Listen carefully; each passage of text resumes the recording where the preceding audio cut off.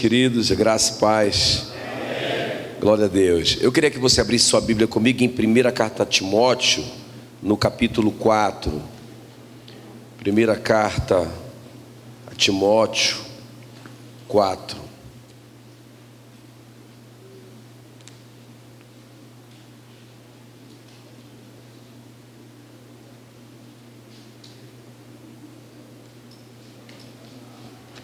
Ok? 1 Timóteo 4.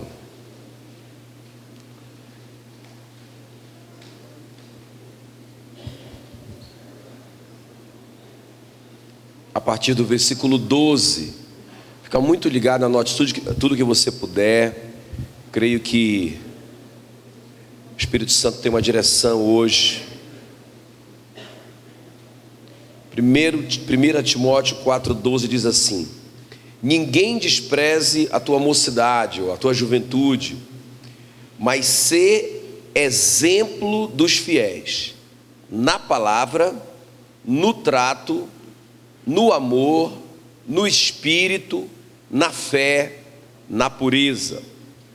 Persiste em ler, exortar, ensinar, até que eu vá. Curve a sua cabeça, eu quero orar por você. Espírito Santo querido, muito obrigado, Senhor, por mais esse privilégio que nós temos de estarmos diante da Tua palavra, diante da Tua lei. Senhor, nós amamos a Tua lei, ó Deus, e nós pedimos nessa noite espírito de sabedoria e de revelação. Senhor, nos esconda para que Satanás não nos distraia, não roube essas sementes preciosas. Ó Deus, em nome de Jesus, nós oramos e te agradecemos. Amém e amém.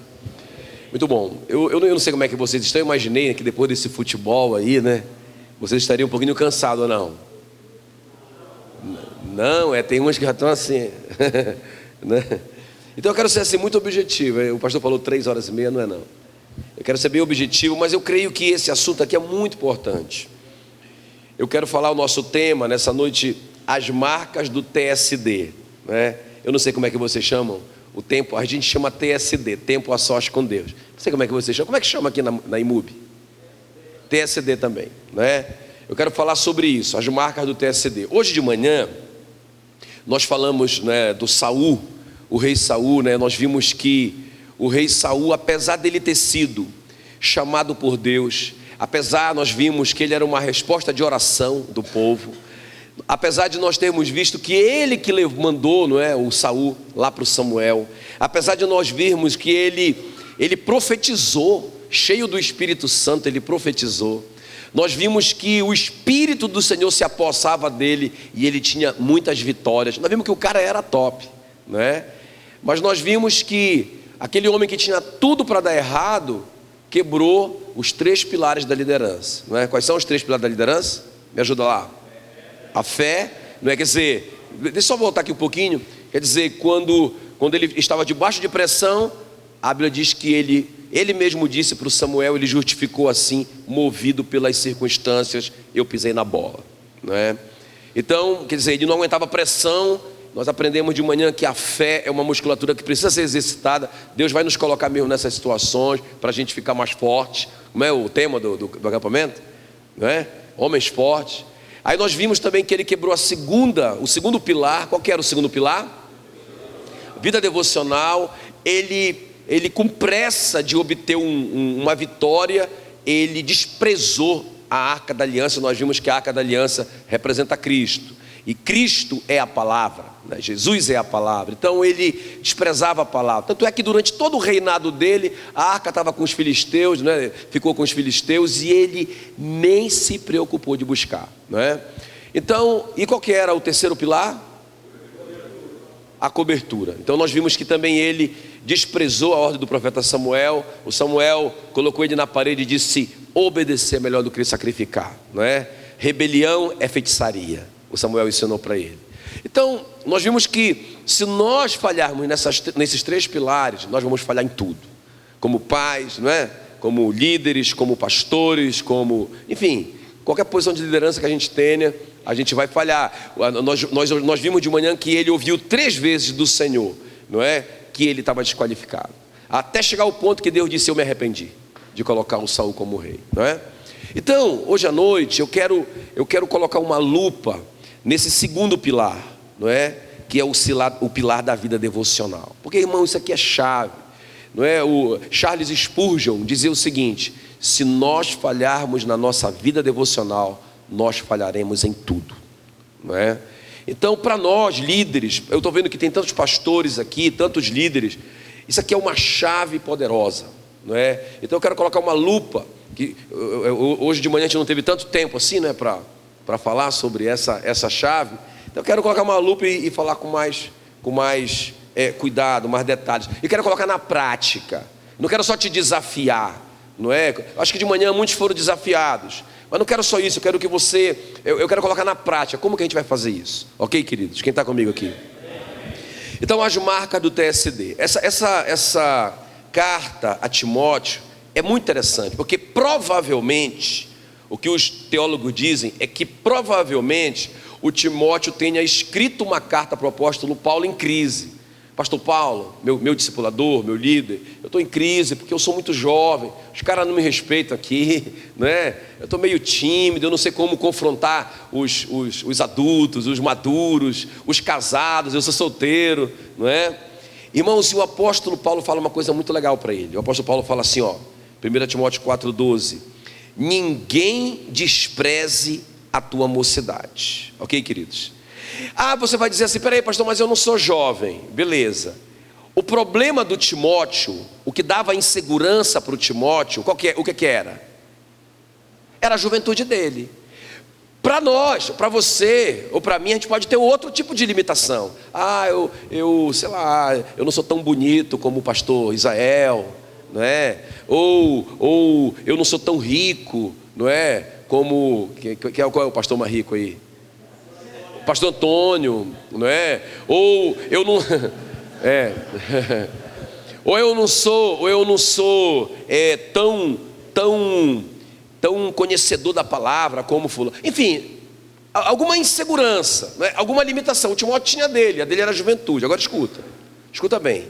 O apóstolo Paulo dá um conselho que vale para todas as limitações, para todas as inseguranças, não é? O apóstolo Paulo é faixa preta, e ele diz o seguinte: Timóteo, ninguém despreze a tua mocidade ou a tua limitação. Pelo contrário, como é que você vai vencer isso?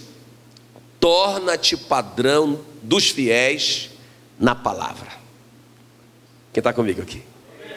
Irmão, não é? O pastor Sabá diz assim, né? Ele diz assim: rapaz, se tiver alguém na igreja que lê mais a Bíblia do que eu, na minha igreja, esse cara tem que ser o meu pastor. Eu tenho que ser a ovelha dele. É minha obrigação, meu irmão.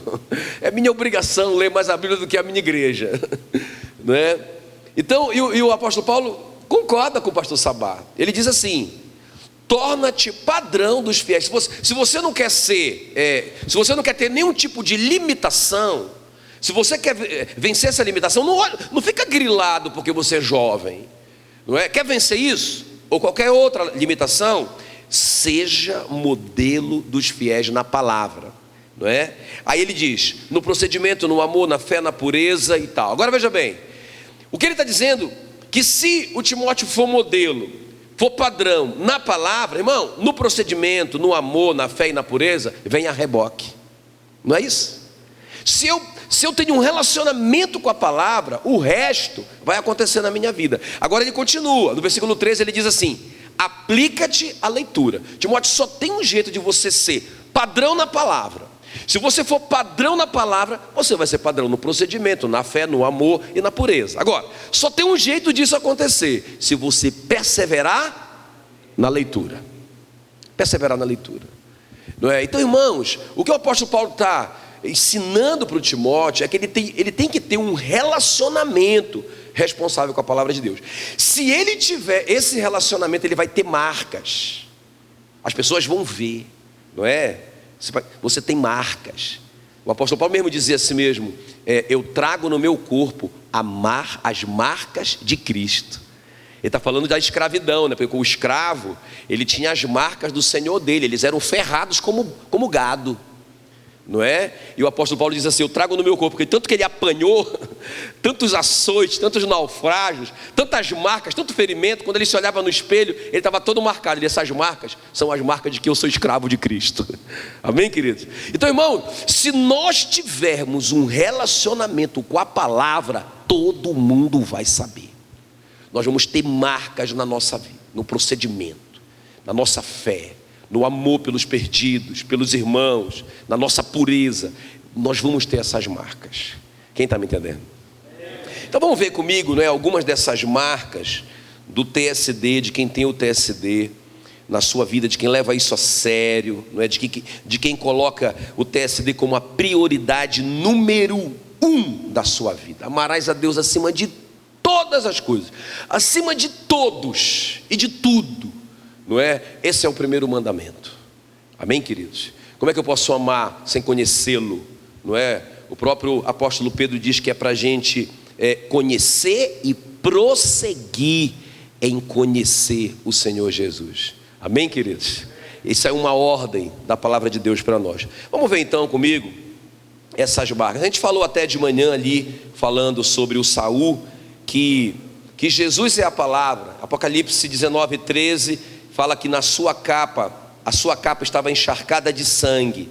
Ele se chama a palavra de Deus, na outra tradução, o verbo de Deus, não é? No princípio era a palavra estava com Deus, a palavra era Deus. Jesus é o maná que desceu do céu, ele mesmo disse isso. Então quando a gente deixa a Bíblia, a gente deixou Jesus, gente. A gente está desviado.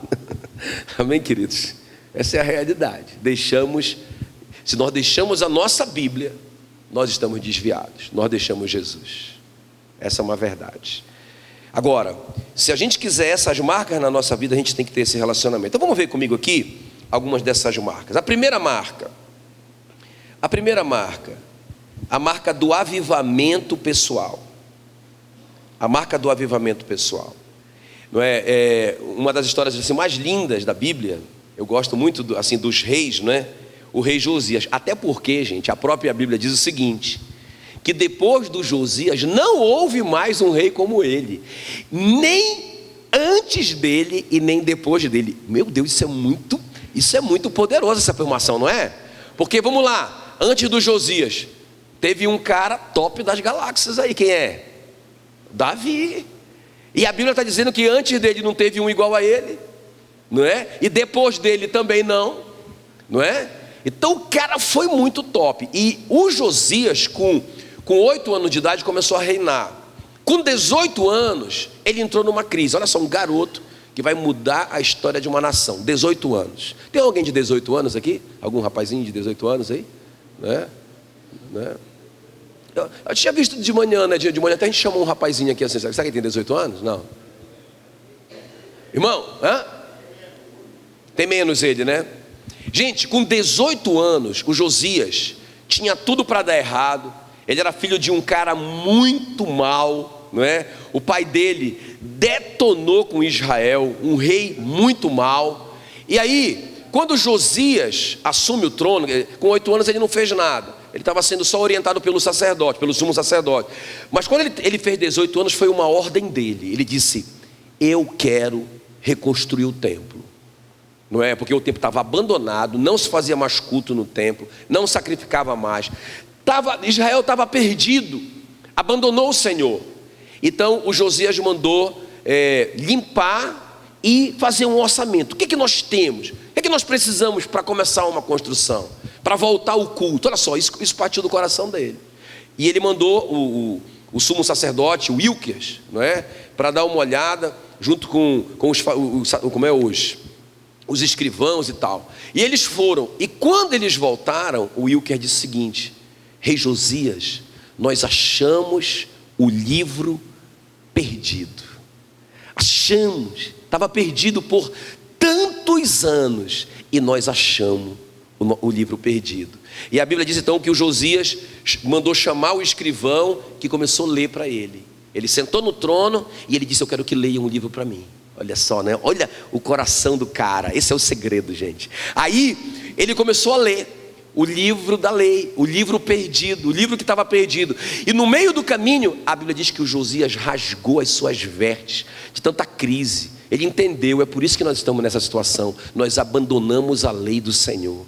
Imediatamente ele mandou que o Ilquias e os escrivãos procurassem a profetisa Hulda, para que ela dissesse o que eles deveriam fazer. Então, muito interessante isso, porque quando eles chegam com a Hulda, eles dizem: olha, nós achamos o livro da lei que estava perdido, e nós lemos diante do rei Josias, que rasgou as suas vestes, e mandou nós trazermos para você dizer o que é que vai acontecer com Israel. Ela disse: a primeira coisa que vocês vão dizer para ele, diga para o rei Josias, que nada vai acontecer na geração dele, porque ele deu valor à palavra de Deus. Ele valorizou a palavra de Deus. Diga para ele logo de cara que com ele não vai acontecer nada. Quem está me entendendo aqui?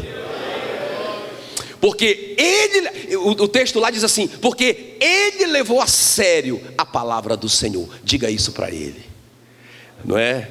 Aí depois vem o recado que vai acontecer com a geração depois do Josias. Mas com ele, porque ele levou a palavra de Deus a sério, não aconteceria nada. Irmãos, e Israel vai experimentar, se não foi o maior, foi um dos maiores avivamentos da sua história. É sempre assim, quando a gente acha aquelas verdades que estavam perdidas, não é? Nós temos um avivamento pessoal. Quem está me entendendo? Não é? O Martinho Lutero, ele estava lendo a Bíblia dele.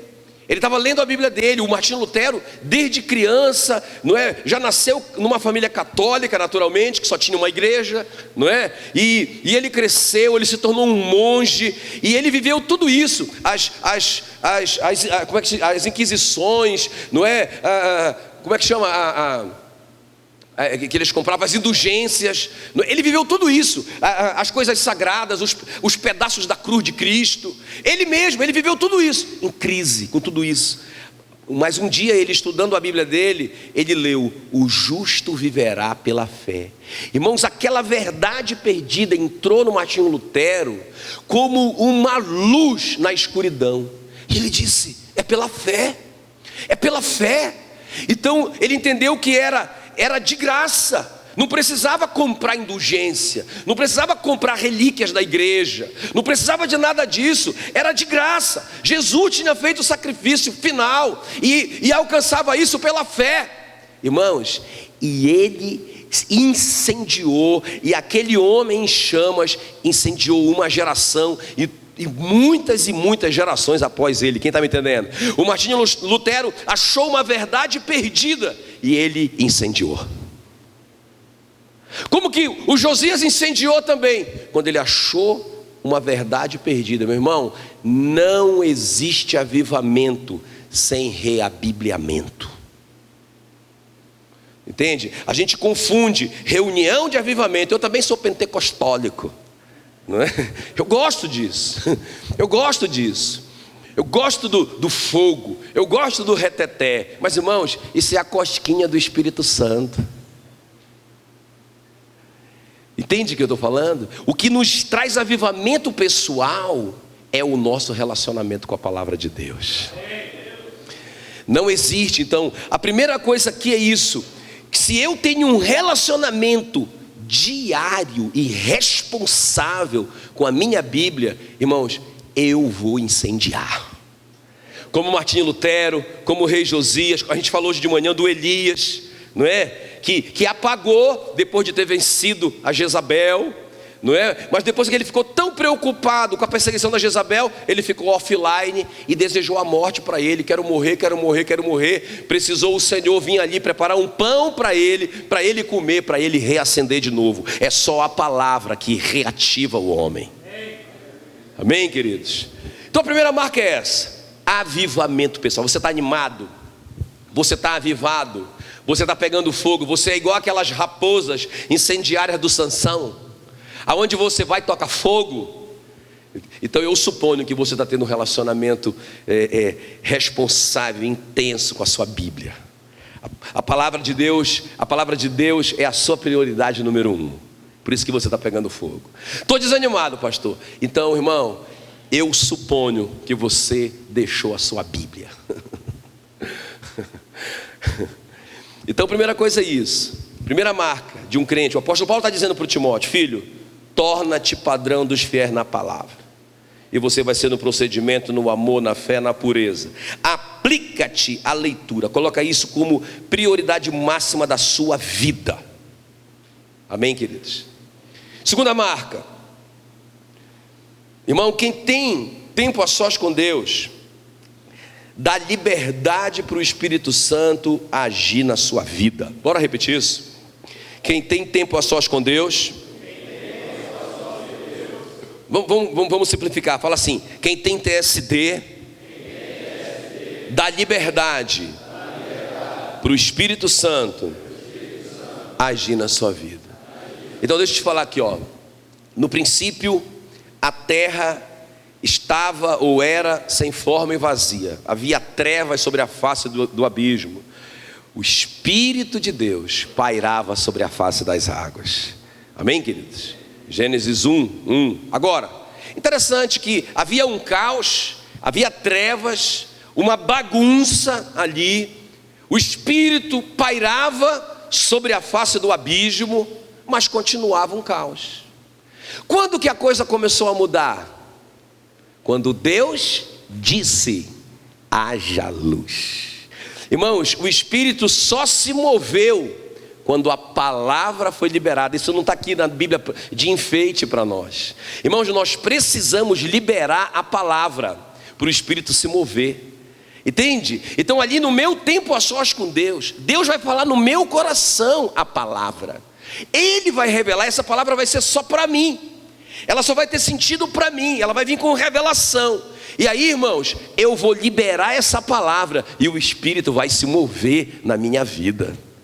Não é? A Bíblia diz que nós não sabemos orar como convém, mas o Espírito Santo se aproxima de nós na nossa fraqueza. Diga: o Espírito Santo se aproxima na minha fraqueza. Olha só, e intercede por mim com gemidos inexprimíveis. Então quando a gente está passando um problema, quando ele vê a escuridão, quando ele vê as trevas, o caos na nossa vida, ele se aproxima. Mas não é suficiente, ele paira sobre a face do abismo, mas ele fica aguardando a liberação da palavra. Nós temos liberado a palavra para o Espírito Santo agir? Quem está me entendendo? Então isso aqui é muito, muito chave, meu irmão. Muito chave. Eu estou com a Ana Lídia agora, minha filha vai fazer 18 anos. Quando a Meila engravidou da Ana Lídia, quando ela estava com 3 meses, a gente tomou um susto, um baita de um susto. Eu ainda trabalhava, né, eu estava saindo dessa universidade que eu trabalhei por muitos anos. E eu tinha um amigo lá, tinha muitos amigos lá, né? Era uma faculdade de ciências agrárias, né? E aí, quando a gente foi fazer os exames, né, no neonatal, deu toxoplasmose na Ana Lídia. Na Ana Lídia não, na Meila, né, na minha esposa. E era uma toxoplasmose muito alta, não é? Era tão alta que o médico pediu para repetir, porque ele não acreditou, não é? E depois que foi confirmado, não é, que eu procurei o especialista, ele me aconselhou assim, ele falou assim: olha, deixa eu te falar uma coisa, rapaz, vocês são muito jovens, não é? A menina, o bebê está com 3 meses, interrompa essa gravidez, rapaz, não é? Interrompa essa gravidez, porque olha, ela vai nascer. Aí ele falou, mostrou lá eu lembro que naquele tempo dos slides, ele colocou um monte de slide ali naquele projetorzinho e começou a rodar, e o bicho parava na parede assim, ó. E aí várias crianças com toxoplasmose, né? A cabeça fica grande depois que nasce. E ela, no 3º mês, era fatal. Os efeitos seriam, com certeza ela teria muitos efeitos da toxoplasmose, porque a bactéria lá, o bichinho lá, ataca o cérebro do bebê, né? Irmãos, e aí eu saí de lá com aquela palavra do especialista, para eu interromper a gravidez. Só que eu conversei com ele sozinho, a Meila não estava comigo. Aí eu fui para casa, e eu lembro que eu voltei para casa de ônibus, né? Peguei o ônibus ali, e eu estava tão arrasado, mas como é que eu vou falar isso para a Meila? Que o especialista me aconselhou a interromper a gravidez, né? E aí eu tinha que fazer uma conexão E eu parei o ônibus para pegar o outro ônibus.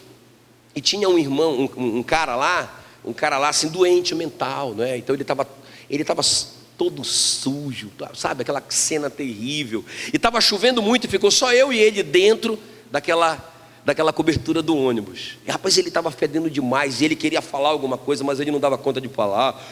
E babava todo. E querendo me pegar, e querendo me tocar, né? Rapaz, aí veio aquela voz de Satanás dentro do meu coração ali, né? Assim, sabe, no meu ouvido espiritual. Assim que vai ser o teu filho, não é? Irmãos, eu subi no ônibus depressa, fui para casa. E aí eu decidi que eu não ia falar naquele dia para Meila, que eu só ia falar depois do meu TSD. Quem está me entendendo? No outro dia, né? De manhã cedo, irmãos, eu fui lá para o meu TSD. Eu precisava de uma palavra, eu tinha que liberar uma palavra. Quem está me entendendo? Né? Porque o Espírito já tinha se aproximado de mim, na minha fraqueza, no meu desespero, na minha escuridão, no meu caos. Mas eu precisava liberar uma palavra, porque é a palavra que dá a centelha. É a palavra que dá autorização para o Espírito começar a mover e fazer o milagre. Irmãos, e naquela manhã não tem coincidência. Eu li, não é? Na minha leitura sistemática, eu li a história do nascimento do Moisés. E aí, quando eu li assim, que o Moisés estava com 3 meses, irmão, parece que tudo, eu disse, meu Deus, ele estava com 3 meses, e ele estava debaixo de uma ameaça de morte, tinha um decreto de morte sobre o Moisés, não é? E a mãe dele estava escondendo ele.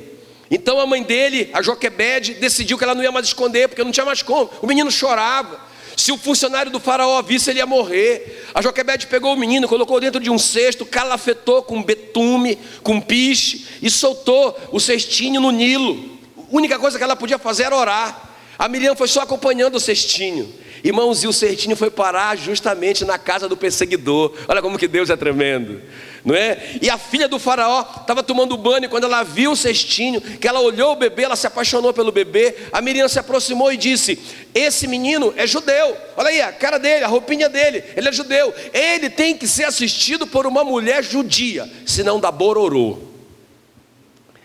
E a filha do faraó, a princesa, disse, você conhece alguma? De confiança? Ela disse, conheço.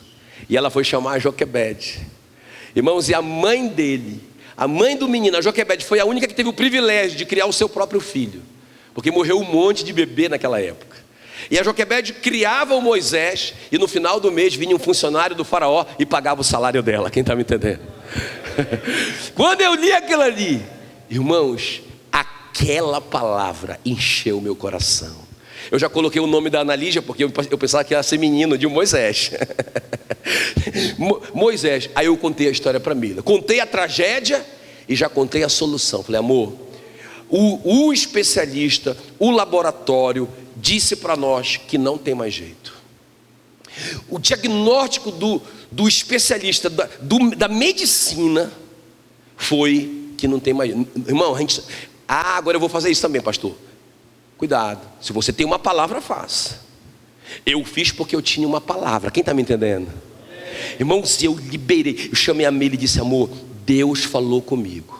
Ele falou comigo que Satanás não vai pegar o nosso bebê, que é só a gente confiar nele. Irmãos, e foi desse jeito. A Ana Lídia nasceu absolutamente perfeita. Ela é uma missionária totalmente envolvida com a obra, apaixonada por Jesus, não é? Meu irmão, nenhuma sequela, não tem nada, absolutamente nada nela, no corpo dela. Logo quando ela nasceu, nós fizemos os exames nela, irmãos, e inexplicadamente ela não tinha nada de toxoplasmose. Ela não tomou um comprimido para isso, absolutamente nada. O Senhor a curou. Quem está me entendendo? Por que funcionou? Porque eu tinha uma palavra. Porque quando a gente libera a palavra, rema, a palavra revelada no nosso coração, irmãos, o Espírito Santo se move para fazer o milagre. Amém? Onde que a gente obtém essa palavra revelada? É no nosso tempo a sós com Deus, de qualidade, não é? Tempo de qualidade, irmão, tempo sem celular. Quando você vai sair com a sua esposa, imagina, Imagina, vai sair com a esposa, meu irmão, numa noite romântica, num jantar romântico, e o celular já tocar. E pois é, e para aqui no Flamengo, e não sei o que, o Corinthians, viu o jogo? E a mulher lá, amor, amor, mas que coisa horrorosa. Eu acho que isso não acontece aqui não, né, irmãos? Não é? Agora imagina, no meu tempo a sós com Deus, não é? Eu não dar uma atenção total para Ele. Então a segunda marca, irmãos, de alguém que tem um TSD, não é? É essa marca da liberdade do Espírito agir na nossa vida. A terceira marca, tem uma vida vitoriosa de oração. Você já leu Provérbios 28:9? Eu vou ler para você. O que desvia o ouvido de ouvir a lei, até a sua oração será abominável. Você já leu isso? Sabia que está isso na sua Bíblia? Provérbios 28:9. O que desvia o ouvido de ouvir a lei, até a sua oração será abominável. Irmão, pensa outro texto que foi difícil para mim por algum tempo. Como que, Senhor, peraí, deixa eu ver se eu entendi. A pessoa vai entrar no quarto dela, vai trancar a porta, vai se ajoelhar para orar ao Senhor, e o Senhor vai vomitar em cima do sujeito. O Senhor vai ter enjoo por causa dessa oração. Eu não posso entender isso, mas ele quer o Senhor, ele entrou para orar, ele entrou para fazer um pedido para o Senhor. Como que essa oração pode ser abominável? Até que eu entendi, até que o Espírito Santo me fez entender. Porque, meu irmão, quando que eu faço uma oração abominável? É quando eu faço uma oração totalmente fora da vontade de Deus. Eu tô igual a oração do Elias, foi uma oração abominável. Me mata, Senhor, me mata, porque eu sou o único que restou de todos os teus profetas, não é? O Senhor foi lá com ele e deu uma nele, deu uma cachuleta nele. Que você está sozinho nada, rapaz. Tem 7.000 que não dobraram os joelhos para Baal. Você está por fora, não é? Quer dizer, eu começo a fazer uma oração que não está em linha com a vontade de Deus para a minha vida. Por isso que Jesus disse lá em João 15:7: se permanecerdes em mim e as minhas palavras permanecerem em vocês, vocês pedirão o que quiserem e vos será feito. Se vocês estiverem comigo e as minhas palavras estiverem em vocês, é revelação, não é? Vocês vão pedir, o que vocês pedirem eu dou, qualquer coisa, por quê? Porque você vai pedir segundo a vontade dele, você vai cumprir 1 João 5,14, tudo quanto pedirmos segundo a sua vontade, ele nos concede, e se sabemos que ele nos ouve, nós já temos confiança de que recebemos os pedidos que lhe fizemos. Amém, queridos? Então,